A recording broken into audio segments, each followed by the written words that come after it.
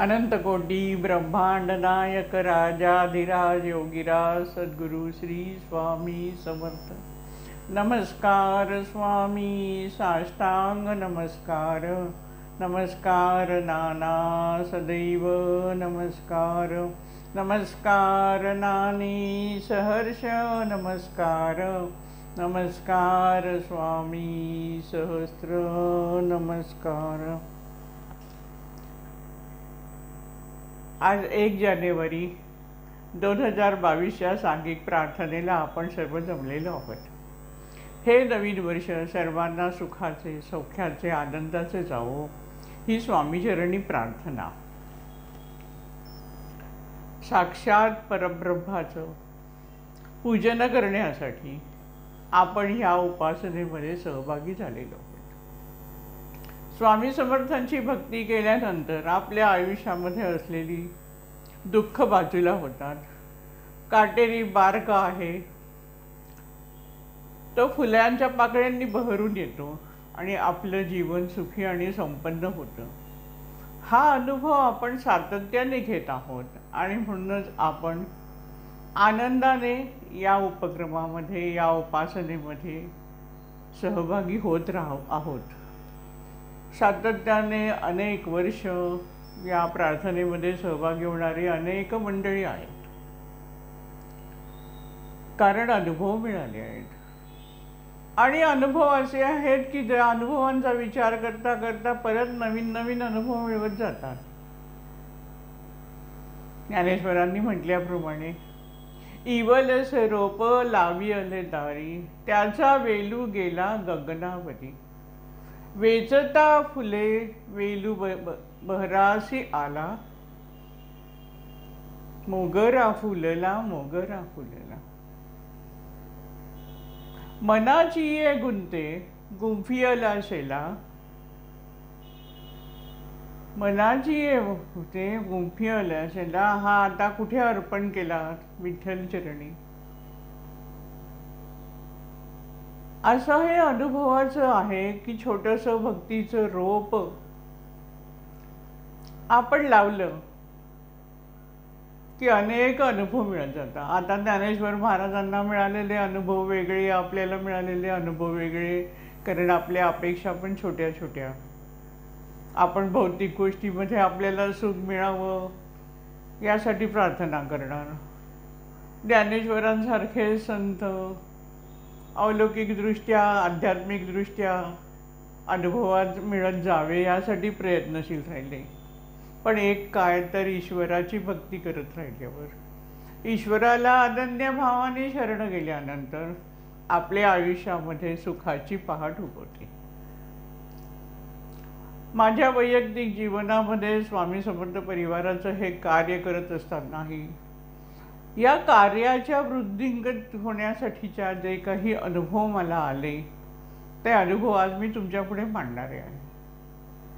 आता या अनुभवाचं वर्णन करायला गेलं तर आकाशामध्ये बघता बघता नवीन नवीन तारका दिसू लागाव्या, चांदण्या चमकू लागाव्या, वृक्षलतांवर फुलं उमलत जावीत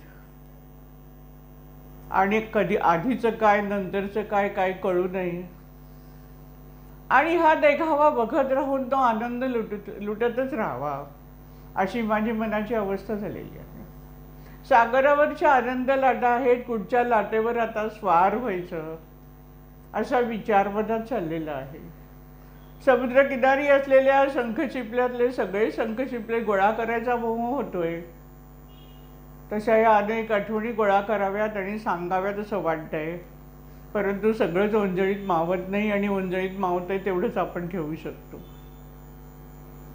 त्याप्रमाणे आता काही वेळेचा विचार करून काही थोडेच अनुभव आज मी सांगणार आहेत। आणि अनुभव सांगण्यामागेचा हेतू हाच आहे की श्री स्वामी समर्थ आपल्या या कार्याचं कार्य अधिक अधिक वृद्धिंगत व्हावं, म्हणजेच लोकांना सुखी जीवनाचा मार्ग मिळावा यासाठी आपल्याला कसे अनुभव देत राहतात ते आज आपण बघणार आहोत। आता हे सांगताना, अनुभव सांगताना त्या अनुभवांच्या मागे अनेक अनुभव आहेत। पण सगळेच मगाशी म्हटल्याप्रमाणे सगळेच घेऊ शकत नाही. जे आवश्यक आता अगदी जवळचे आहेत, आवश्यक आहेत तेवढ्या अनुभवापासूनच मी सुरुवात करते. 19 जानेवारी 2003ला नानी स्वामीचरणी विलीन झाल्या आणि त्यामुळे अर्थात हे वृद्धिंगत झालेलं कार्य जबाबदारीने सांभाळण्याच्या व्यक्तीची गरज होती आणि म्हणून तात्पुरती ही जबाबदारी मी स्वीकारली, स्वखुशीने स्वीकारली आणि कार्याला सुरुवात केली. तेव्हाचा हेतू मनामध्ये एवढाच होता की काही दिवस हे काम सांभाळायचं आणि जसं कोणी एखादी व्यक्ती हे काम व्यवस्थित करू शकेल असं आपल्याला जाणवल्यानंतर त्या व्यक्तीला सगळे अधिकार देऊन आपण आपल्या नोकरीमध्ये आपली नोकरी पूर्ण करायची. 2-4 महिने असेच गेले. माझी नोकरी चालू आणि त्याच्याबरोबर मी स्वामी समर्थ परिवाराचं काम संध्याकाळी 7 ते 9 बसून करत असे. रविवारी लोणावळा. संस्थेचे असलेले जुने सभासद, भक्त मंडळी, त्याचप्रमाणे आपले ट्रस्टी सर्व माझ्या मागे लागले होते की तुम्ही नोकरी सोडा, तुम्ही नोकरी सोडा. पण माझ्या मनात एकच विचार असा होता की स्वामींची इच्छा असली तरच मी नोकरी सोडणार. स्वामींना जर माझ्याकडून कार्य करून घ्यायचं असलं तरच मी हे कार्य करू शकते आणि म्हणून मी माझ्या नोकरीमध्ये तेवढीच रव म्हणून माझं काम करत होते. माझ्या मनात कुठेच द्वंद्व नव्हतं की मी नोकरी सोडू का सोडू नको, कुठलाच विचार नव्हता. आत्ता कार्य करणं गरजेचं आहे म्हणून कार्य करत राहायचं आणि आनंदाने मी समर्थ परिवाराचं काम आणि ऑफिसचं काम करत होते. महाराज सगळीकडे असतातच. 5-6 महिने झाले आणि साधारणपणे 2003च्या ऑक्टोबर महिन्यामध्ये माझ्याकडे एक युनियन लीडर आले आणि मला म्हणाले की मॅडम नोकरी सोडू नका, VRS स्कीम येणार आहे. मला आश्चर्य वाटलं की या व्यक्तीने मला येऊनच का सांगावं. विचार करण्यासारखा प्रश्न आहे, तुम्ही लक्षात घ्या. या व्यक्तीला कसं समजलं युनियन लीडरला की मी नोकरी सोडण्याचा विचार करते आहे. खरं तर मी काही विचारच करत नव्हते, पण त्यांनी येऊन सांगितलं VRS स्कीम येणार आहे, मॅडम नोकरी सोडू नका.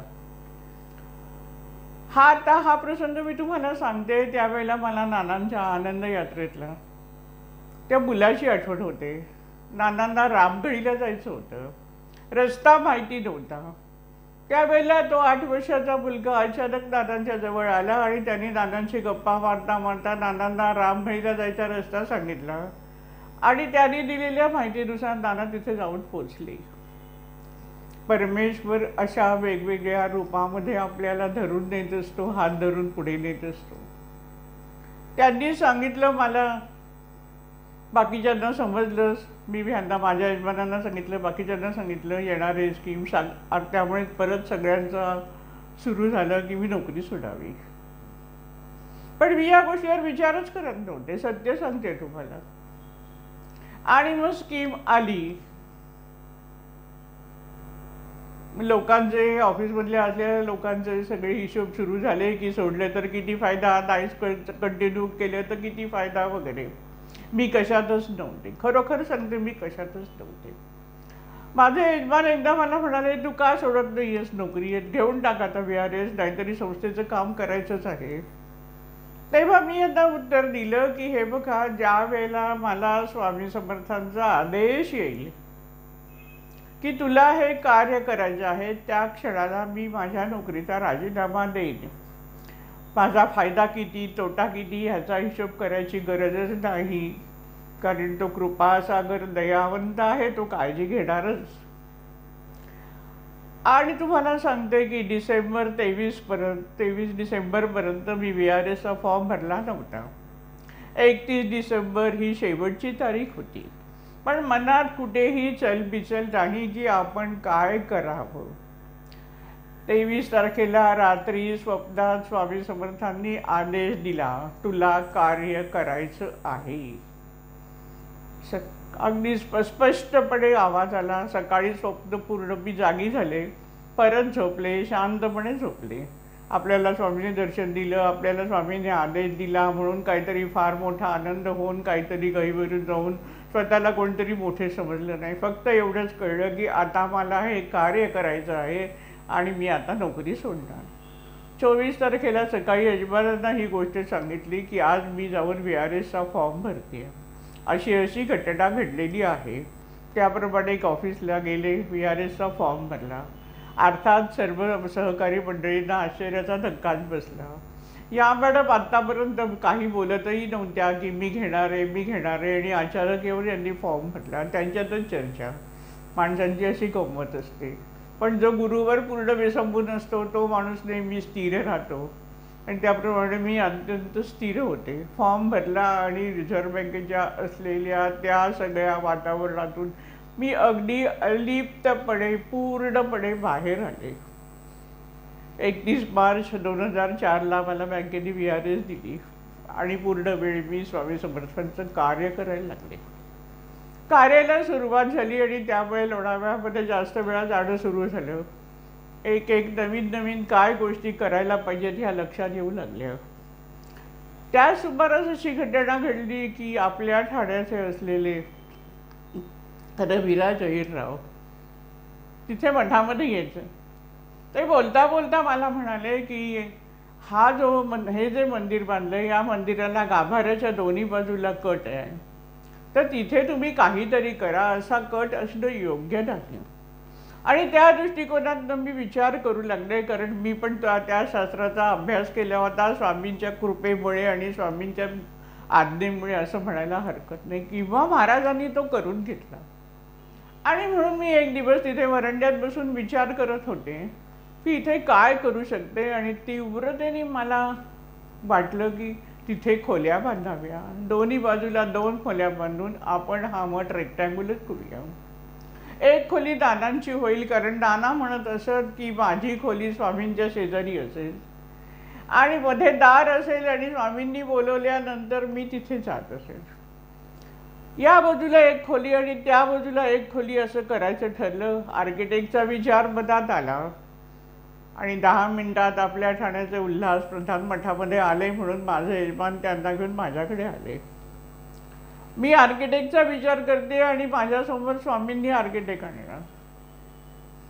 परमेश्वराची शक्ती कशी कार्य करते हे अनुभव सांगण्यासाठी, हे माझे अनुभव नाही, हे स्वामी समर्थ परिवाराच्या कार्यासाठी दिलेले महाराजांचे अनुभव हे लक्षात घ्या. त्यांच्याशी बोलणं झालं, पण पहिल्याच भेटीत कसं विचारणार की तुम्ही ड्रॉइंग काढून देणार का.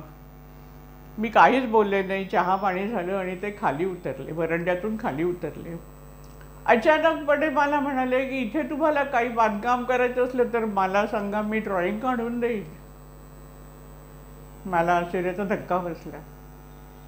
मी त्यांना म्हटलं की मग आता तुम्ही असं म्हणताय तर वर या, मला बोलायचं आहे तुमच्याशी. आणि त्याप्रमाणे ते वर आले. मी त्यांना घडलेला सगळा वृत्तांत सांगितला.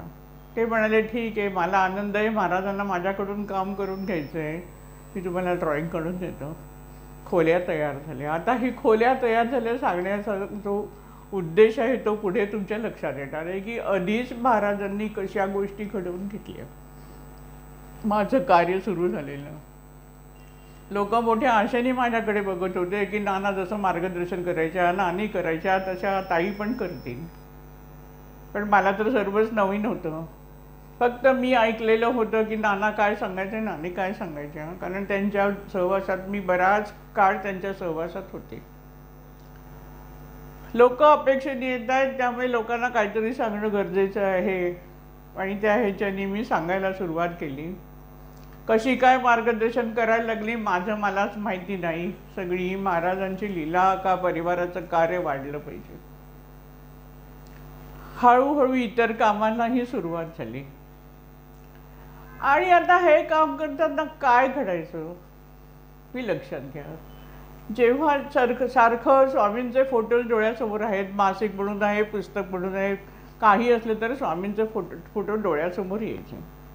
फोटोकडे बघितल्याबरोबर असं जाणवायला लागलं की या फोटोतून स्वामी बाहेर येत आहेत. मग ते मासिक असू दे, साधं दादांची पुस्तक असू दे, काही असू दे, किंवा कोणी दुसरा फोटो ठेवलेला.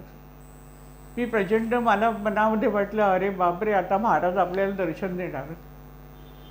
मी तर स्वतःला अतिशय सर्वसामान्य समजते आणि म्हणून मी महाराजांना विनंती केली की महाराज मी दर्शनासाठी कार्य नाही करत आहे आणि म्हणून मी तो फोटो बाजूला ठेवायची. असं सतत घडत राहिलं.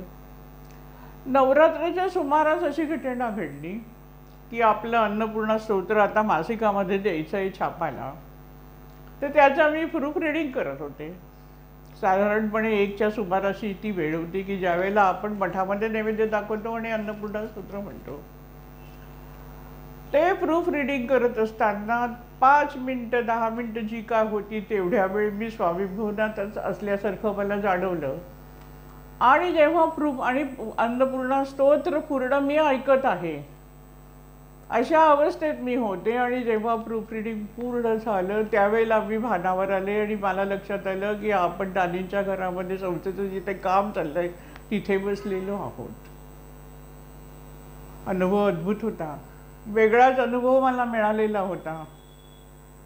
पण म्हणून मी काय फार मोठी स्वतःला समजलं नाही. अनुभव दिलाय म्हणजे महाराज आपल्याबरोबर आहेत आणि आपण जे करतो आहे ते महाराजांना मान्य आहेत असा हा समाधान माझ्या मनामध्ये निर्माण झाला. दिवाळीच्या वेळेला स्वामी आपल्या भवनामध्ये एक पारशी जे यायचे ते एका भटजींना घेऊन आले. कानडी ब्राह्मण होता. त्याच्याशी त्या पारशांनी माझी ओळख करून दिली. सगळं बोलणं झालं वगैरे. आणि नंतर ते मला म्हणाले की जरा तुम्ही खिडकीपाशी येता का. मी म्हटलं आता मला काय दाखवताय. ठीक आहे ते म्हणतायत तर जाऊया. आणि म्हणून मी खिडकीपर्यंत गेले.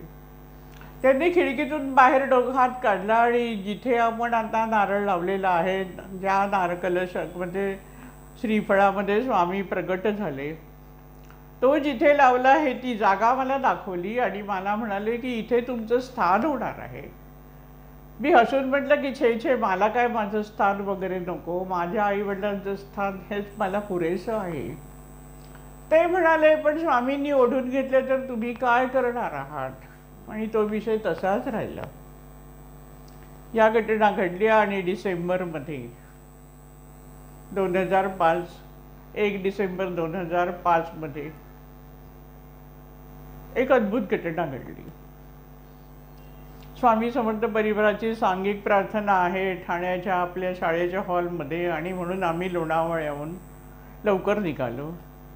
4 वाजता मी स्वामी भवनामध्ये स्वामींच्या मूर्तीसमोर उभं राहून दर्शन घेत असताना मला स्वामींचे ओठ विलग झाले आणि जाणी कंठ हल्ल्याचे जाणवलं. जसं स्वामींचा फोटो बघताना त्यातून स्वामी बाहेर येत आहे तसा अनुभव स्वामी द्यायचे. तसंच आता इथे स्वामी आपल्याशी बोलणारच हे जाणवलं. तत्क्षणी मी स्वामींना म्हटलं पतय सांगितलं की मी दर्शनासाठी कार्य करत नाही. दर्शन घेऊन कोणीतरी साक्षात्कारी व्यक्ती होऊन मला नुसतं बसायचं नाहीये. नानाने जसं कार्य केलं तसं मला कार्य करायचं आहे. हा देह झिजवायचा आहे. तन मन धन तुमच्यासाठी अर्पण करायचं आहे. आणि पुढे म्हटलं की आता जर तुम्ही दर्शन देणारच असाल तर त्याचा फायदा अनेकांना होईल आणि अनेकांना ते दर्शन मिळेल. असं दर्शन मला तुम्ही द्या अशी मागणी केली. हे सगळे विचार नानांकडून आलेले. कारण नाना म्हणायचे महाराजांकडे स्वतःसाठी काही मागू नका. नानांनी स्वतःसाठी काही मागितलं नाही. तो आदर्श मी बघितलेला. त्या व्यक्तिमत्वाबरोबरच मी सतत पावलं टाकत आलेली आणि त्यामुळे सहज माझ्या मनातून हे शब्द येऊन गेले की अनेकांना फायदा होईल असं दर्शन तुम्ही मला द्या. महाराज आपल्या भक्ताचे सगळे लाड पुरवतात. आणि त्याप्रमाणे महाराजांनी वेगळ्या रूपात दुसऱ्या दिवशी दर्शन दिलं. 1 तारखेची प्रार्थना सांघिक प्रार्थना हॉलमध्ये झाली. प्रवचन करताना मी अत्यंत अधिकारवाणीने बोलले. खरं तर माझ्यासमोर बसलेली पण काही बरीचशी मंडळी संस्थेमध्ये जुनी होती आणि माझ्यापासून 20 ते 25 वर्षांनी मोठी असलेली व्यक्ती त्यांच्यासमोर आपण कार्य कसं वृद्धिंगत करण्यासाठी आपण कसं वागायला पाहिजे काय करायला पाहिजे हे मी मोठ्या अधिकारवाणीने बोलले. सहज बोललं गेलं. बोलताना जाणवत होतं की कोणीतरी सांगताय आणि मी बोलते हे माझे शब्द नाहीत. खाली बसले. प्रवचन झालं आणि खाली बसले आणि माझे हातपाय थरकर कापायला लागले की मी हे काय बोलले. केवढ्या अधिकाराने बोलले. मी स्वतःला काय समजायला लागले की काय. मनाला वेदना झाल्या. पण सगळी ही महाराजांची लीला होती हे नंतर समजलं. प्रार्थनेनंतर जे सामान आईच्या घरात जिथे संस्थेचं काम चालायचं तिथे देऊन ठेवायचं. तर चावीचा जरा गोंधळ झाला आणि म्हणून स्वामींची मूर्ती, स्वामींचा फोटो, नानांचा फोटो, नानींचा फोटो सगळ्या गोष्टी माझ्या घरी आणल्या. आणि दुसऱ्या दिवशी स्टाफ आल्यानंतर घर उघडलं जाईल आणि तिकडे नेऊन ठेवू या भावनेने ते दैवाच्या इथे सगळ्या ठेवल्या. फोटो चौरंग काढून चौरंगावर ठेवले. दुसऱ्या दिवशी सकाळी माझे यजमान पूजा करत असताना जो कलश होता त्या कलशामध्ये असलेल्या नारळाला जो कोंब आला होता त्या ठिकाणी त्यांना स्वामींची प्रतिकृती दिसली. आपल्या प्रार्थनेच्या किंवा आपल्या व्रतांच्या पुस्तकावर स्वामींचा जसा फोटो आहे तशी प्रतिकृती त्या कोंबाच्या ठिकाणी त्यांना दिसली. आणि म्हणून ते स्वयंपाकघरात आले आणि मला म्हणाले चष्मा घेऊन ये. आणि फक्त देवघरातल्या देवाच्या जवळ नेऊन मला दाखवलं. म्हणाले बघ. कलशाकडे बघितलं आणि स्वामी दिसले. मला काही त्यांनी सांगितलं नाही बघ स्वामी दिसत आहेत असं सांगितलं तर आपल्याला वाटतं स्वामी दिसत आहेत, पण फक्त बघ म्हणाले. आणि मी तेवढं बघितलं आणि मला स्वामी जाणवले. मी मटकन बाजूला असलेल्या खुर्चीवर बसले. सगळा प्रसंग डोळ्यासमोरून गेला आणि जाणवलं की अरे आपण मागणी केली आणि महाराजांनी लागलीच मागणी पुरवली आहे. आणि मी माझ्या यजमानांना म्हटलं ही गोष्ट आता फक्त आपण आपल्यापुरती ठेवू शकत नाही, आपल्याला सगळ्यांना सांगणं गरजेचं आहे. कारण काल असं घडलं, तोपर्यंत मी सांगितलं पण नव्हतं. आता हे स्वामींची प्रतिकृती त्या कलशाच्या मध्ये असलेल्या श्रीफळाच्या याच्या ठिकाणी दिसते आहे. जो कोंब आहे तो स्वामींच्या रूपात दिसू लागलेला आहे. आता ही नैसर्गिक गोष्ट आहे त्यामुळे काय 1-2 दिवस दिसू शकतं, पण नंतर फरक पडेल असं जाणवत होतं. हळूहळू लोक दर्शनाला यायला लागली. आणि गंमत म्हणजे असे हे स्वामी बरोबर 8 महिने दिसत होते. 8 महिने. आणि नंतर हळूहळू दिसायला कमी झाले. आता हे श्रीफळ कुठे लावावं ते लागलीच संकेत मिळाला. स्वामी भवनाच्या आवारामध्ये लावण्यात यावं. आणि योगायोगाने ज्या ठिकाणी एक सगळा बांध घालून ज्या झाडाला बांध घातलेला होता आईने तिथलंच झाड सुकलेलं होतं आणि ते काढून टाकलेलं होतं.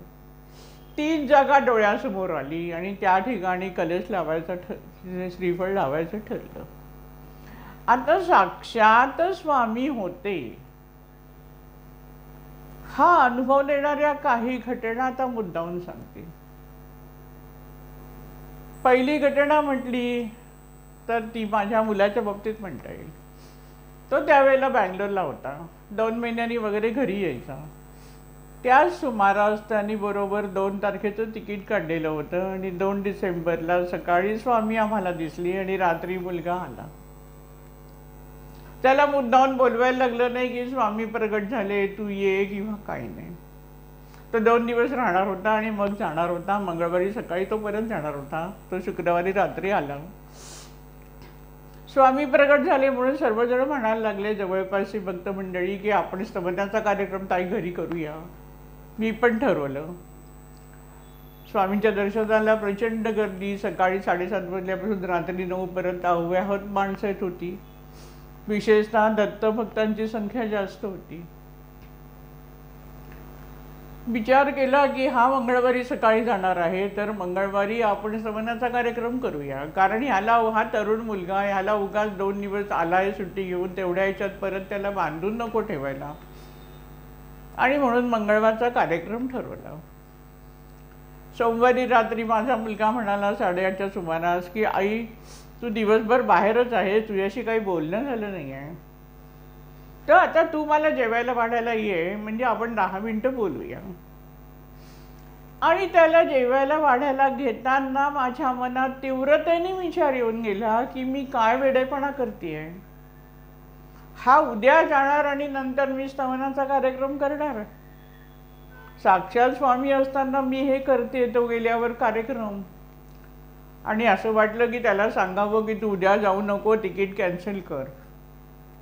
पण परत नाना काय म्हणतात त्याच्यातही विचार मनात आले, कर्तव्याला चुकायचं नाही आहे. आणि म्हणून त्याला रजा घे सांगणं पण योग्य नाही आणि विमानाचं तिकीट पण त्याने फुकट घालवणं योग्य नाही असा विचार करून मी माझ्या मनावर कंट्रोल केलं. त्याला काहीच बोलले नाही मी. दुसऱ्या दिवशी सकाळी त्याला सोडायला माझे यजमान एअरपोर्टवर गेले आणि इकडे मला लँडलाईनवर फोन आला. तेव्हा काही मोबाईल नव्हते, 2005ची गोष्ट आहे. आणि मला फोन आला एअर डेक्कनचा. काय असेल फोन? Flight is cancelled. मी क्षणभर अवाक झाले. म्हणजे आता हा परत येणार आणि ह्याच्या उपस्थितीमध्येच याला हा स्तवनाचा कार्यक्रम करता येणार. आनंदित झाले मी, खूपच आनंदित झाले की काय महाराज करू शकतात. मुलगा आला, माझे यजमान आले, मुलगा आला, सगळेजण सहभागी झाले. सुंदर कार्यक्रम झाला स्तवनाचा. रात्री संध्याकाळचा प्रसाद झाला. सगळे गेल्यानंतर माझा मुलगा म्हणाला की आई आज गंमत झाली. मी म्हटलं काय झालं? तो म्हणाला फ्लाईट कॅन्सल झाल्यानंतर मला सांगण्यात आलं की 4चं फ्लाईट आहे, तुम्ही जाऊ शकता 4 वाजता. म्हणजे मी विचार केला आज गेलो तरी ऑफिसमधली रजा झालीच आहे, ऑफिसला कळवलंच आहे की आता काही येऊ शकत नाही आहे. नाहीतरी रजा झाली आहे तर उद्या सकाळच्याच फ्लाईटनी जाऊया आपण, स्तवनाच्या कार्यक्रमात तरी आपल्याला सहभागी होता येईल. आणि मी घरी यायचं ठरवलं. आता ही फ्लाईट का कॅन्सल झालं ही क्युरिओसिटी त्याला होती, कारण त्याने एरोनॉटिकलमध्ये इंजिनिअरिंगमध्ये त्यांनी शिक्षण घेतलेलं. आणि म्हणून तो आजपर्यंत जाऊन त्यांनी चौकशी केली की फ्लाईट कॅन्सल व्हायचं कारण काय आहे. तर जे कारण होतं ते असं होतं की विमानामध्ये कुठलाही टेक्निकल प्रॉब्लेम नव्हता. फक्त ऐन वेळेला पायलट असा म्हणाला की हे विमान घेऊन मी जाणार नाही. आणि ज्या वेळेला पायलट नकार देतो एखाद्या फ्लाईटला त्यावेळेला त्याला जबरदस्ती करत नाहीत. आणि म्हणून फ्लाईट कॅन्सल झाली. आता ह्या सगळ्या मागे महाराजांची कशी योजना होती हे दिसतंय. आणि म्हणून साक्षात श्री स्वामी समर्थ तिथे प्रगट झाले होते. या गोष्टीला दुजोरा मिळतो हे लक्षात घ्या तुम्ही. आता असंच दुसऱ्या देपोलकर म्हणून दोघं नवरा बायको आपल्या परिवारात होते, मूळ पार्ला इथे राहणारे. स्वामींची सेवा करता यावी आणि म्हणून मुरळामध्ये जागा घेऊन राहिलेले ते दोघं जण इथे स्वामी प्रगट झाले म्हणून माझ्याकडे दर्शनाला आले. आल्यानंतर मी त्यांना मसाला दूध दिलं. मसाला दूध बघितल्याबरोबर मला त्यांनी विचारलं की तू सगळ्यांनाच मसाला दूध देतेस का? देपलकर वैदिनी विचारलं. मी म्हटलं की हो, कारण तेच बरं पडतं. लोक कुठून लांबून लांबून येतात, नुसता पेढा देऊन का उपयोग, काहीतरी पोटभरीचं द्यावं म्हणून मी मसाला दूध सकाळी करून ठेवते आणि प्रत्येकाला देते. त्या म्हणाल्या की मला आता स्वप्नाचा अर्थ लागला. मी म्हटलं काय? म्हणाले की त्यांना स्वप्न पडलं, म्हणजे स्वामी प्रगट झाल्यानंतर त्यांना स्वप्न पडलं आणि स्वप्नात नानी आल्या आणि नानी म्हणाल्या देपोलकर वहिनी झोपून काय राहिल्यात, उठा, आपल्याला मसाला दूध करायचं आहे. आणि नानीने भलं मोठं मसाला दुधासाठीचं पातेलं दाखवलं. या उभ्या राहिल्या आणि ह्यांनी मसाला दूध करायला सुरुवात केली आणि रोकर रांग लावून मसाला दूध पिऊन जात होते. इकडे त्यांना संकेत मिळाल्या आणि आपल्याला हे जी गोष्ट घटना जी समजते त्याच्यावरून आपण काय जाणायचं आहे की साक्षात श्री स्वामी समर्थ त्या श्रीफळामध्ये प्रगट झालेली होती. आता स्वामींनी हे दर्शन देण्यामागे हेतू हाच की कलश पूजा हे जे व्रत आहे या व्रताचा प्रसार कर असं मी ठरते. कारण अनेक लोक आपल्या पूर्वजांमुळे काही त्रास आहे, पितृदोष आहे, अमुक आहे, याच्यामुळे एवढे गांधलेले आहेत आणि नको नको ठिकाणी जाऊन पैसे खर्च करून अनेक विधी करून घेत असतात. या सर्वांसाठी स्वामी समर्थांनी अगदी छोटीशी उपासना सांगितली नानांना आणि ती म्हणजे कलशपूजा, की तुमच्या घराण्याचे सगळे दोष निघून जातात. आणि म्हणून या पूजेचा प्रसार व्हावा ही महाराजांची इच्छा आणि म्हणून महाराजांनी त्या कलशाच्या मध्ये आपल्याला दर्शन दिलं. आता पुढची कथा. तर झालं, आता हा वृक्ष तिथे लावायचा आहे. मगाशी म्हटल्याप्रमाणे नानांची खोली एकीकडे तयार होतच होती. माननीय श्री शेखर साने यांना नानांचा फोटो काढायला दिला होता. तो पण सगळा योगायोग होता. श्री शेखर साने स्वामींचे फोटो काढतात, त्यांना नानांचा फोटो काढा असं मी कसं विचारणार. त्यामुळे मनात अनेक वेळा विचार येऊनही विचारणा केली नव्हती. नानांची खोली तयार होती तर नानांचा फोटो तिथे हवा आहे, आणि पण त्यांना कसं विचारणार, त्यामुळे मी विचारलं नव्हतं. पण एवढे महाराज बसलेत ना. एक दिवस शेखर सानेंचे एक मित्र मला भेटायला आले. मित्र भेटायला आले म्हणजे त्यांनी सकाळी मला फोन केला होता एक दिवस सकाळी की मला नानांची सगळी माहिती हवी आहे. ती सगळी माहिती तुमच्या मुखातून मला ऐकायची, तर मी तुम्हाला कुठे भेटू. मी म्हटलं तुम्ही लोणावळ्याला मला भेटावं. दुपारच्या वेळेला या, जरा तेव्हा गर्दी कमी असायची दुपारची. देशपांडे त्यांचं नाव असं मला वाटतंय. आणि त्यांना त्यांच्याशी 2 तास बोलून नानांची सगळी माहिती सांगितली. उठता उठता ते म्हणाले तुम्हाला शेखर साने माहिती आहेत का. मी म्हटलं हो माहिती आहे. मग पुढे त्यांना मी विचारलं की तुमचा मित्र आहे का, तुम्ही जवळचे ओळखीचे आहेत का. ते म्हणाले हो माझा मित्र आहे. म्हटलं मग एक करा, माझं एक काम आहे. म्हणाले काय. म्हटलं नाही, त्यांना विचारा की तुम्ही नानांचा फोटो काढणार का. म्हटलं कारण मी कसे विचारणार, ते फक्त स्वामींचे फोटो काढतात. देशपांडे म्हणाले मी विचारतो आणि ते नक्की काढतीलच. देशपांडे गेले, शेखर सानेंना भेटले आणि तत्काळ संध्याकाळी त्यांचा मला फोन आला की ते तुम्हाला भेटायला येणार आहेत आणि नानांचा फोटो काढायला तयार आहे. शेखर साने तिकडे फोटो तयार करताय, तिकडे नानांची खोली तयार झाली, इकडे स्वामी प्रगट झाले आणि आता 8 महिने होऊन गेले आहेत आणि तो कलश तिथे लावायचा आहे.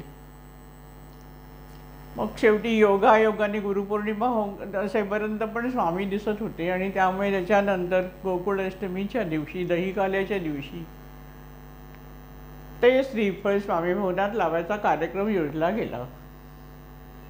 नानांच्या जन्मदिनाचा उत्सव संपन्न करण्यापूर्वी नानांचा फोटो यावा अशी इच्छा होती. बरेच दिवस झाले होते फोटो करायला देऊन. त्यांची तब्येत बरी नव्हती म्हणून होत नव्हतं. रक्षाबंधनाच्या दिवशी आम्ही त्यांच्या घरी गेलो. ते म्हणाले जरा आउटस्केच काढून ठेवले ते बघा, आणि मग त्याप्रमाणे. आणि नंतर अवघ्या 5 दिवसात त्यांनी तो फोटो तयार केला, तब्येत बरी नसताना. आता गंमत आहे की तो फोटो आदल्या दिवशी येणार होता. 15 तारखेला कार्यक्रम होता, 15 ऑगस्टला. त्यांनी कळवलं होतं की मी 14 ऑगस्टला स्वामी भवनात फोटो पाठवतो. आम्ही म्हटलं की ठीक आहे तुम्ही पाठवा, आम्ही नंतर येतोय दुपारी. गंमत अशी झाली की आम्ही कलश घेऊन गेलो. तो कलश स्वामी भवनात ठेवला, ज्याच्यात स्वामी प्रकट झाले होती. तो कलश स्वामी भवनाच्या इथे जरा ठेवला आणि अर्ध्या तासात आमच्या मागून नानांचा फोटो स्वामी भवनात आला. स्वामी समर्थ आधी आले आणि फोटो नंतर आला. सगळी महाराजांची खरं टायमिंग वेगळं वेगळं ठरलेलं होतं. आता हा कलश दुसऱ्या दिवशी लावायचा होता. कार्यक्रमाच्या ह्याच्यामध्ये तो एक कार्यक्रम जो होता तो तिथे लावायला आम्ही सगळेजण वरती चढलो. कलश लावला आणि मी स्वामी भवनाकडे बघितलं आणि त्यावेळेला एक गोष्ट आठवली की तो कानडी ब्राह्मण आठवला. त्यांनी बोट दाखवून बरोबर ही जागा दाखवली होती की जिथे आम्ही ते श्रीफळ लावलं. महाराजांची लीला आणि महाराजांचे संकेत कसे येत असतात हे सांगण्यासाठी हे सांगितले. आज अनेक लोक त्या वृक्षाचं दर्शन घेऊन आनंदित होतात. एकदा रूप दाखवून दिलं असं नाही, तर महाराजांनी अनंत काळ ते लोकांना दर्शन घेता येईल अशा रूपात स्वामी मी म्हटलं म्हणून महाराज प्रसन्न झाले. मी कोण, अत्यंत सर्वसामान्य भक्त, पण भक्ताची चांगली अपेक्षा असली तर महाराज पुरवतात. आणि म्हणून एकच सांगते की महाराजांकडे प्रार्थना कराल. महाराजांकडे जर काही मागाल तर नुसत्या भौतिक गोष्टी मागण्यामध्ये आयुष्य व्यर्थ घालवू नका. महाराजांचा कृपा प्रसाद म्हणजे आध्यात्मिकदृष्ट्या माझी खूप प्रगती होऊ दे आणि माझ्या हातून सकल जनांच्या हिताचं कार्य करू दे अशीच प्रार्थना समर्थांच्या पुढे करा आणि मग तुमचा हा जन्म आनंदाने उजळून निघेल. आता मी हा जो अनुभव सांगितला, हा अनुभव जे जुने लोक परिवारात आहेत त्यांनी नक्कीच ऐकलेला आहे. कारण जवळजवळ गेली 17-18 वर्ष मी प्रवचन करते, त्यामुळे जसे जसे अनुभव गेले तसे सांगितले गेलेले आहेत. पण आता आपल्या परिवारामध्ये अनेक नवीन लोक सहभागी होत आहेत आणि या नवीन आलेल्या लोकांना ह्या सगळ्या गोष्टी ज्ञात होणं, त्यांना ज्ञानी करणं हे आपलं कर्तव्य. आणि म्हणून याच भूमिकेतून या सर्वांना आपल्याला बरोबर घेऊन जायचं आहे, तर खऱ्या अर्थाने परिवार विस्तारित होणार आहे. आणि म्हणून याच भावनाने हे अनुभव कथन मी केलेलं आहे. आता दुसरा अनुभव सांगणार आहे, तो पण जुन्या मंडळींनी ऐकलेला असेल, नाही असं नाही. काही जणांच्या विस्मरणात पण गेलेला असेल, त्यांनाही तो नव्याने ऐकून अधिक उमेद निर्माण व्हावी, अधिक आनंद निर्माण व्हावा आणि त्या योगे त्यांची श्रद्धा आणि निष्ठा अधिक दृढ व्हावी, त्या दृष्टिकोनातून आता दुसरा अनुभव सांगते. ती घडलेली घटना आत्ताची आहे 2018 मधली. ती सांगण्याचा हेतू असा की 5 जानेवारीला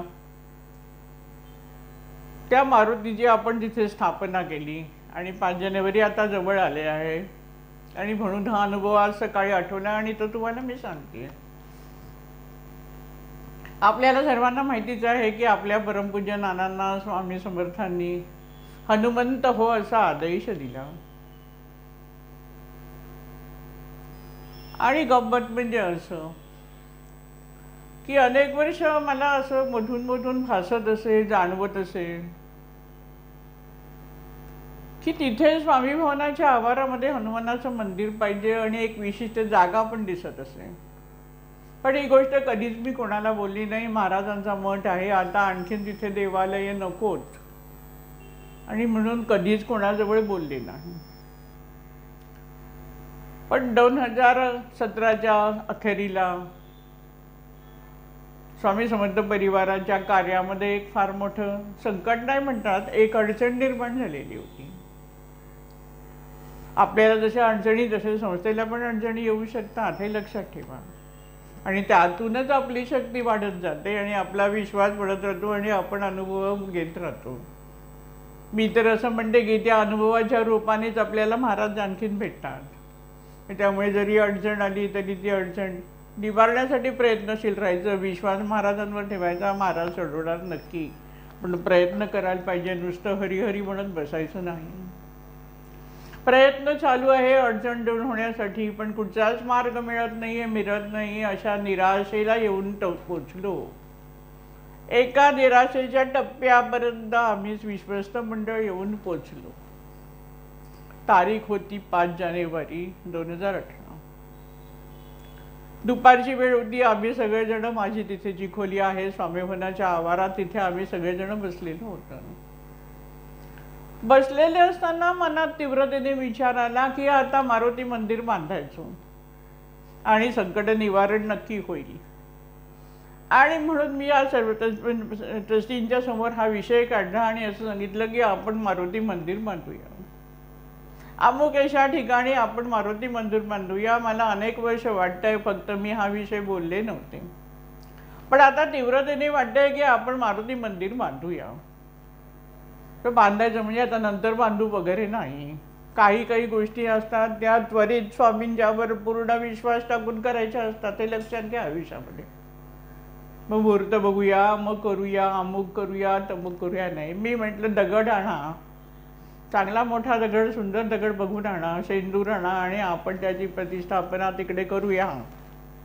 महाराजांची आरती करू, महाराजांचा जप करू, स्वामी स्तवन म्हणू. आपण केलेली या उपासनेने तिथे नक्की चैतन्य निर्माण होईल हा विश्वासाने आम्ही त्याप्रमाणे केलं. तिथे औदुंबराचं झाडे, वटवृक्ष आहे. त्या स्थानाच्या जवळ त्या दिवशी 5 जानेवारीला आम्ही मारुतीची तिथे स्थापना केली. आणि संकट दूर, अडचण दूर झाली. महाराजांना हवं होतं मंदिर असं म्हणायला हरकत नाही, आणि म्हणून त्या मारुतीचं नाव आहे संकटमोचन मारुती.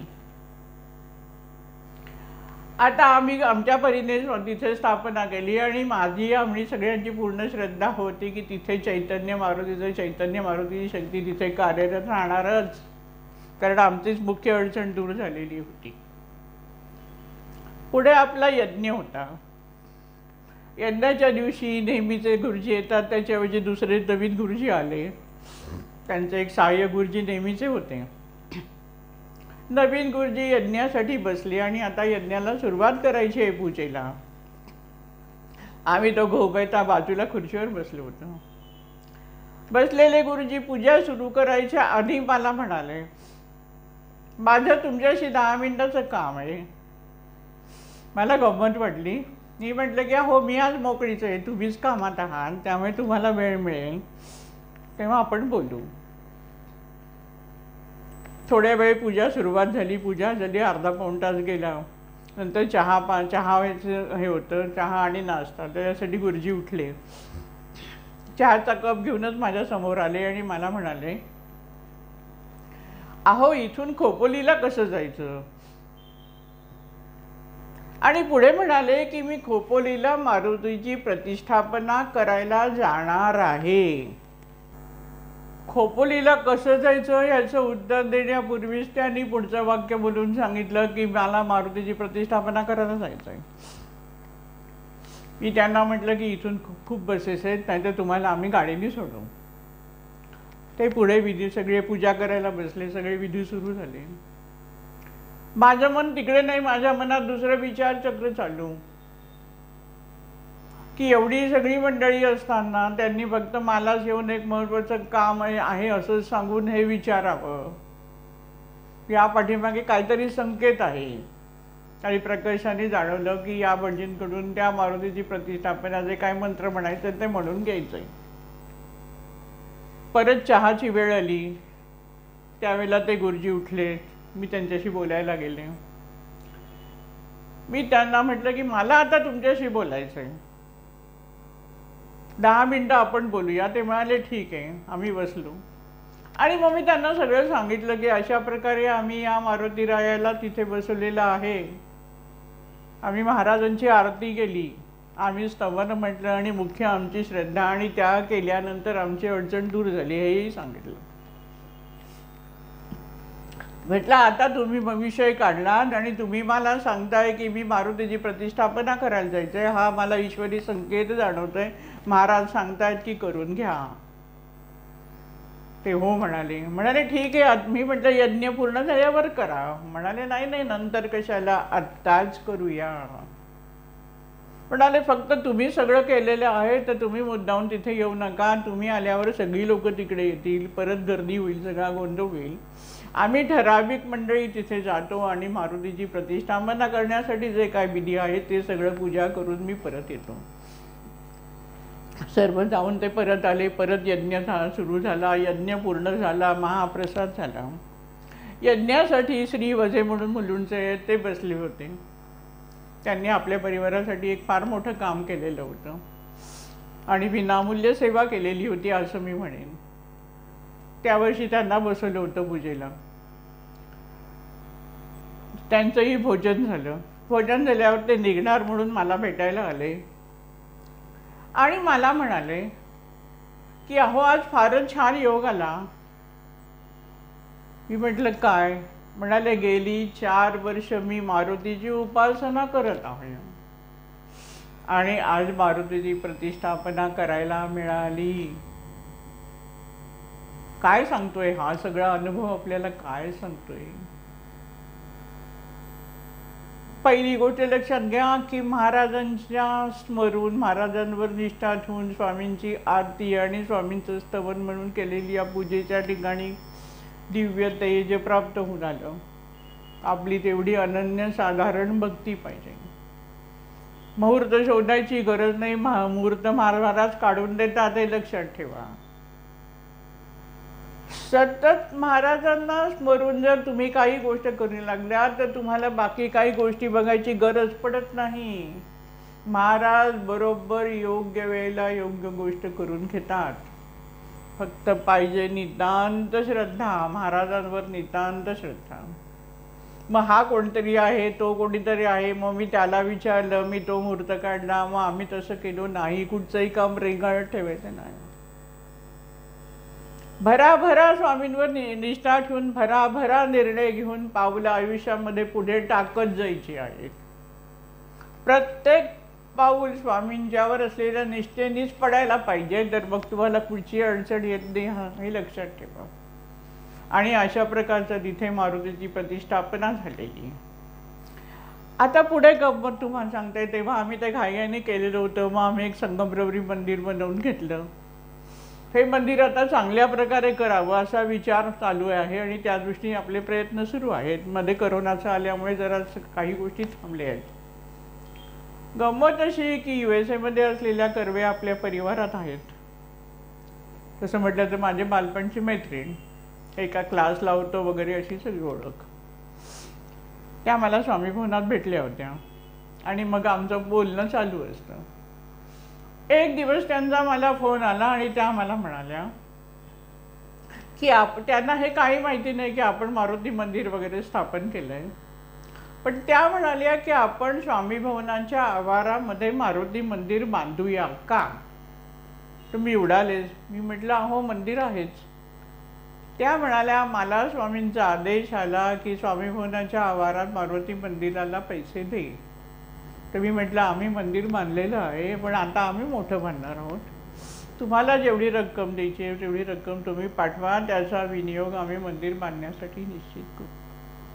आता हे सगळे अनुभव सांगण्याचा उद्देश काय, तर उद्देश एकच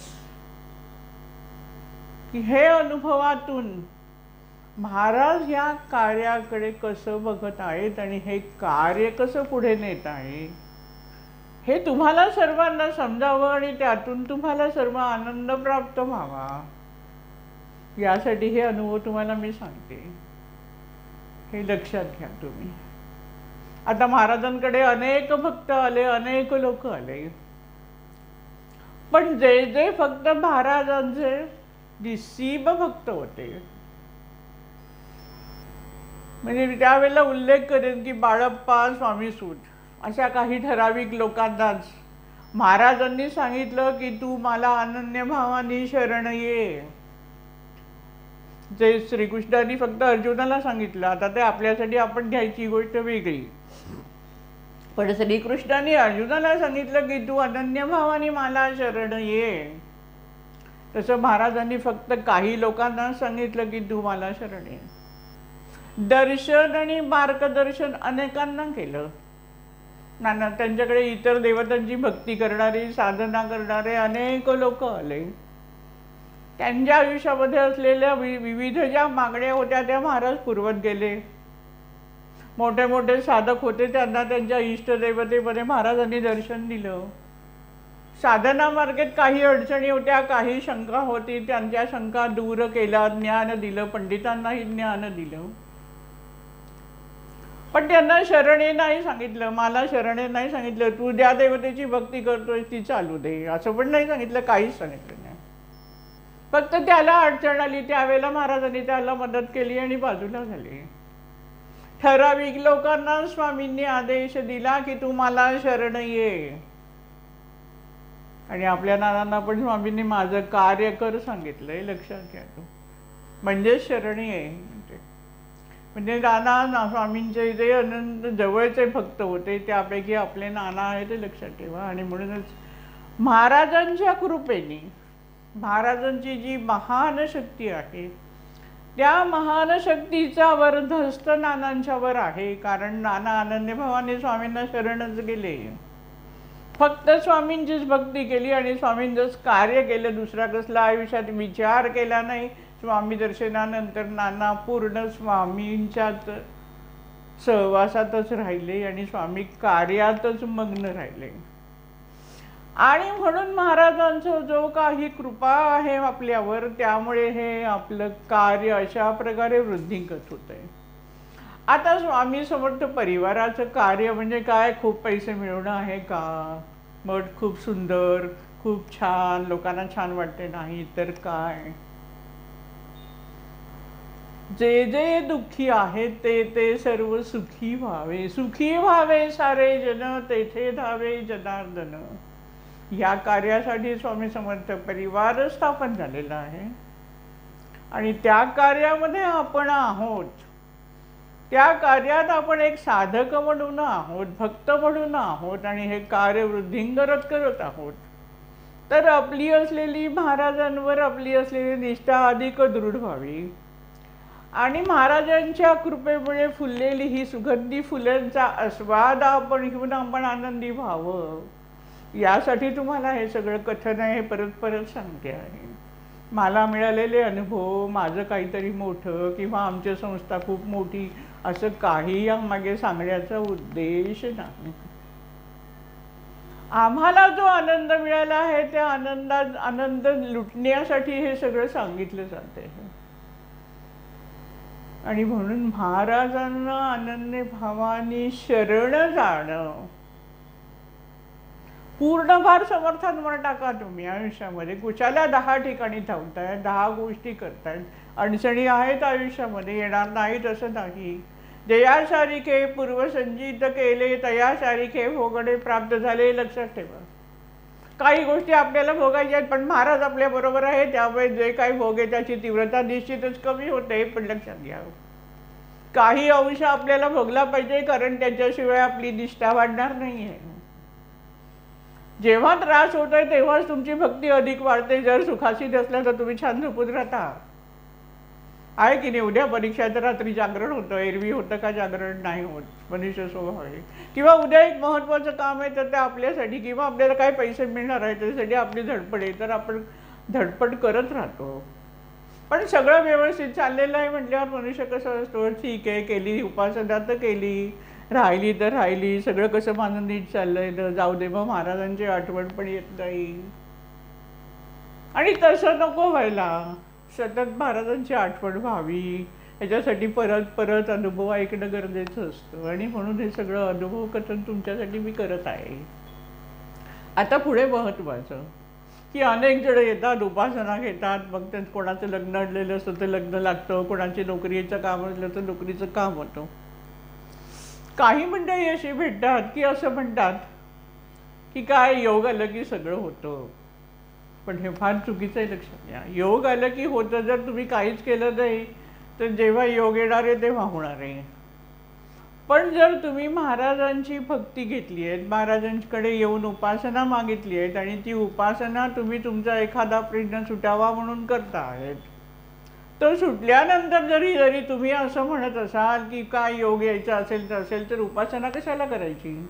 पण अशी भंडारी मंडळी आहेत जी मला गंमत वाटते. तुम्ही जेव्हा उपासना करता तेव्हा तो योग महाराज लवकर आणतात, खेचून आणतात, हे लक्षात ठेवा. एका मुलाची कथा आहे, त्याची डायव्होर्सची केस चालू होती. पत्रिकेप्रमाणे त्याचा प्रश्न जेव्हा सुटणार होता त्याच्या पूर्वी 2 वर्ष आधी त्याची डायव्होर्सची केस संपली. का, हा पडलेला उपासनेनी फरक. आणि म्हणून योगायोग होय आला आणि म्हणून झालं, अशा प्रकारची भाषा आयुष्यात कधीही वापरू नका. जर तुम्ही महाराजांचे भक्त असाल, जर तुम्ही महाराजांची उपासना करत असाल, जर तुम्ही महाराजांच्या चरणी आलेले आहात आणि महाराजांनी माझा प्रश्न सोडवा यासाठी त्यांची प्रार्थना करत आहात, तर ते मिळाल्यानंतर हे काय होणारच होतं असा कपाळकरंटेपणा आयुष्यात ठेवू नका. महाराजांच्या प्रत्येक गोष्ट महाराजांच्या कृपेमुळे माझ्या आयुष्यात होते, हाच भाव तिथे असला पाहिजे. आता दुसरी एक महत्त्वाची गोष्ट, माझ्याकडे अनेक जण उपासना विचारायला येतात. त्यातला एका व्यक्तीने विचारलेला प्रश्न आणि तो खूप मला महत्त्वाचा वाटतंय आणि म्हणून आता बोलता बोलता आठवतंय म्हणून तुम्हाला मी सांगते. ती व्यक्ती ज्या जातीमध्ये होती त्या जातीमध्ये देवीला वर्षातनं एकदा बळी द्यायचा अशी प्रथा होती. म्हणजे कोंबडीचा बळी द्यायचा, कोंबडी मारायची अशी प्रथा होती. अशी व्यक्ती, ही व्यक्ती अशिक्षित होती, लोणावळ्यापासून असलेल्या जवळच्या कुठे खेडेगावात राहणारी होती, मठात अधूनमधून येऊन जाणारी होती, मला पण भेटून जायचं. एक दिवस त्यांनी मला विचारलं की आमच्या जातीमध्ये अशी प्रथा आहे की आमची जी कुलस्वामी, जी काय देवी आहे, त्या देवीला वर्षातून एकदा कोंबडीचा बळी द्यायचा, अशी प्रथा आमच्यामध्ये चालते, तर मी काय करावं. मी त्यांना म्हटलं आता देऊ नका. मग देवीचा कोप होईल त्यांच्या मनामध्ये भीती. तेव्हा मी त्यांना जे समजावून सांगितलं ते तुम्हाला सांगते, आणि जे काय मी सांगितलं ते केवळ महाराजांच्या आणि दादांच्या कृपेमुळे लक्षात. मी त्यांना म्हटलं की ठीक आहे, एकेकाळी अशा प्रकारे बळी देण्याची जी प्रथा होती त्याला काही कारण होती. ही गोष्ट सत्य आहे की हे जे प्राणी असतात, हे प्राणी ज्या माणसाच्या जवळ असतात, त्या माणसावर जर संकट स्वतःकडे घेतात, हे सत्य, हे सायन्स आहे, हे अनुभव आहेत की घरात किंवा तुमच्या ज्या प्राणी आहेत ते प्राणी तुमचं संकट स्वतःवर घेतात. आणि अगदी पुरातन काळी असं असेल की एखादं संकट आलं तर ते प्राणी घेतोय, म्हणजे प्राण्याचा बळी दिला तर आपलं संकट दूर होतोय. आणि म्हणून समाजाला दुसरा कुठलाच मार्ग माहिती नसल्यामुळे मागासलेल्या या समाजामध्ये अशा प्रकारे बळी देऊन आपलं संकट दूर करण्याची प्रथा असू शकते. आणि मग करायचं तर देवी पुढे करायचं, आणि म्हणून देवीला बळी द्यायची ही प्रथा सुरू झाली असेल. पण आज काळ बदलला आहे. म्हणजे पहिली गोष्ट म्हणजे अशी की आज लोकांना समजलेलं आहे की त्या तांत्रिक मार्गाने जाण्यापेक्षा जर ईश्वराची भक्ती आपण करत राहिलो तर ईश्वराच्या भक्तीतून आपल्या आयुष्यातले प्रश्न आणि आपल्या आयुष्यातली संकट दूर होतात. वारकरी पंथांनी सर्वसामान्य समाजाला हे भक्ती मार्गाचं फार मोठं वरदान दिलेलं आहे. ईश्वराची भक्ती केली तर आपण आपल्या आयुष्यातलं संकट दूर करू शकतो. त्यामुळे आता प्राण्याला मारून आपल्या आयुष्याचं संकट दूर करण्याचा भाबडेपणा आपल्याला ठेवायची गरज नाही. ईश्वराची भक्ती करा, तुमच्या आयुष्यातले सगळे प्रश्न सुटतील. आणि त्यामुळे आता ही बळीची प्रथा आहे ही पूर्णपणे थांबवून सगळ्या समाजातल्या लोकांनी भक्ती मार्गाला लागलं पाहिजे असं त्या व्यक्तीला मी सांगितलं आणि त्याला पटलं. दुसरं पुढे त्यांना सांगितलं की स्वामींनीही पशुहत्या करू नका असं सांगितलेलं आहे आणि पशूंना वरदान दिलेलं आहे. 2 वाघांना तर त्यांनी मुक्ती दिलेली पूर्णपणे. मी सांगितलेले विचार त्या व्यक्तीला पटले. ती व्यक्ती पुढे असं म्हणाली की मी आमच्या गावामधल्या समाजाला जाऊन ही गोष्ट नक्कीच सांगीन आणि ही बळीची प्रथा मी माझ्या गावात नक्की बंद करीन. सांगायचा मुद्दा असा की इतक्या छोट्या गावापर्यंत देखील महाराज आपल्याकडून कार्य करून आहेत आणि चांगले विचार त्या लोकांपर्यंत पोचत आहेत. बोलता बोलता प्रसंग बोलत खोलीमध्ये मी बसली आणि ती व्यक्ती डोळ्यासमोर आली आणि म्हणून हा प्रसंग तुम्हाला सांगितला. त्यामुळे देवाला बळी देणं या प्रथेची आजच्या काळामध्ये गरज नाही. ईश्वराची भक्ती करूनच मनुष्य सुखी आणि संपन्न होऊ शकतो. आणि म्हणून भक्ती मार्गाचा प्रसार करणं, अनेक लोकांना भक्ती मार्गाला लावणं हे आजचं फार मोठं महत्त्वाचं कार्य आहे. आणि हे कार्य आपण स्वामी समर्थ परिवाराच्या मार्फत करत आहोत. आता हा अनुभव सांगता सांगता स्वामींच्या चरित्रात असलेली एक कथा आठवते, गजाननाची. रोज संध्याकाळी शिवलिंग करायचा आणि त्याची पूजा करायची. वर्ष त्याची ही उपासना चाललेली. महाराजांच्या दर्शनाला उभा राहिल्यानंतर पण त्याचं तेच, किती वेळ आली सूर्यास्ताची की त्यावेळेला शिवलिंग झालं पाहिजे आणि पूजा झाली पाहिजे. पण एक दिवस काही केलं त्याचं शिवलिंग होईना आणि जेव्हा ते महाराजांपर्यंत दर्शनाला आले तेव्हा महाराजांनी सांगितलं की ती दिवस चिखल तुडवणार आहे. आता याच्यातून महाराजांना काय सांगायचं आहे की जे काही परंपरा किंवा जे काय कर्मकांड आपण आतापर्यंत करत आलेलो आहोत ते कर्मकांड करायची गरज नाही जर तुम्ही महाराजांच्या चरणी विनम्र झालात तर, हे लक्षात घ्या. आणि हेच लक्षात घेऊन नानांनी आपल्याला हे सगळ्या उपासना दिलेल्या आहेत, म्हणजे सांघिक प्रार्थना दिली आहे. त्याचबरोबर सांघिक उपक्रम म्हणून आपण नवरात्रामध्ये आणि आता नुकताच दत्तजयंतीचा सप्ताह आपण संपन्न केला. काळानुसार तुमची उपासना पद्धती बदलत गेली पाहिजे, काळाला अनुसरूनच उपासना पद्धती झाली पाहिजे. पारंपरिक गोष्टी तशाच, म्हणजे आता ही बळीची कल्पना आहे, जी आहे संकल्पना ती तशीच्या तशी ठेवून चालणार नाही. त्याचप्रमाणे आपणही जी काही कर्मकांड आतापर्यंत वर्षानुवर्ष करत आलेलो आहोत ते बदलत्या काळामध्ये त्याचप्रमाणे करणं आपल्याला अशक्य आहे. आणि म्हणून बदलत्या काळानुसार उपासना तर करायचीच आहे, असं नाही की उपासना करायची नाही, भक्ती मार्गाचा प्रसार करायचा आहे, देवाची भक्ती करायची आहे, पण काळानुसार भक्तीमध्ये बदल करता आला पाहिजे, तेवढी मनाची तयारी झाली पाहिजे.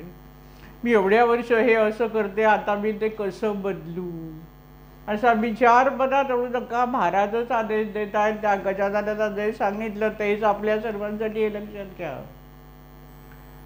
की किती दिवस तीच गोष्ट करत राहणार आहेस.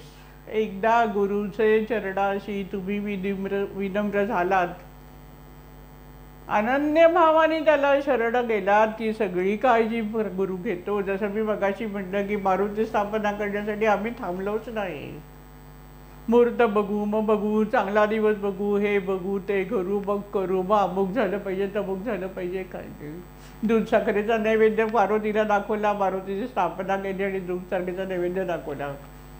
मारुतीची शक्ती तिथे स्थानापन्न झाली. का झाली स्थानापन्नी? कारण आमचा असलेला विश्वास, दृढ विश्वास. कोणावर विश्वास? स्वामी समर्थांवर विश्वास.